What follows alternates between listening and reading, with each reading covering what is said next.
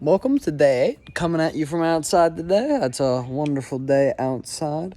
Smells like spring, which my allergies hate, but it is nice out here. So what we're going to talk about is a little bit about how the dream world works, I guess. We're going to talk about Dreamborn specifically because they're the most interesting part of this world, and I haven't even begun to scrape the surface of them in this series, although there is, of course, the separate video that talk all about the world. That video touches on Dreamborns a lot more, but it's neither here nor there. So, Dreamborns live in interesting societies because dreams are so inherently unstable.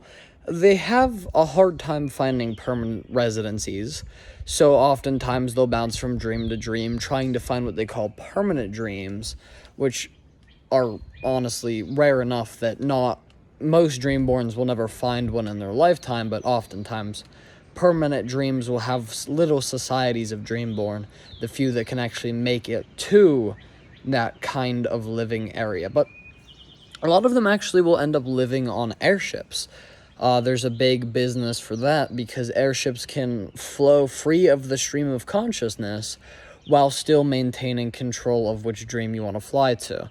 They've also been established as transportation between multiple permanent dreams, but that presents problems of its own because dreams in this world, in the dream realm, are a lot like clouds in the sky.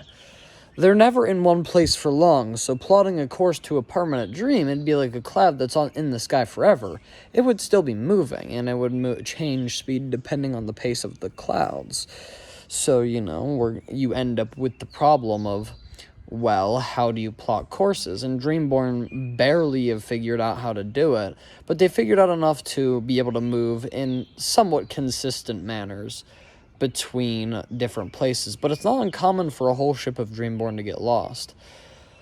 So, that's my 2 cents about that. A lot more in a dedicated video. I do think Dreamborn and Dreamborn Society is one I want to make a dedicated video on because it's such a nuanced and interesting thing to kind of dive into, give a little bit more teeth to, especially because it's one of the biggest aspects of the world, especially starting the campaign, a lot of interactions with lucid dreamers and Dreamborn, and just regular dreamers and dream characters too. There's a lot that's going to go into it. I hope you'll catch me when that's happening. I ordered the recording setup. We're going to do it in a yurt, we have decided, so I've ordered that.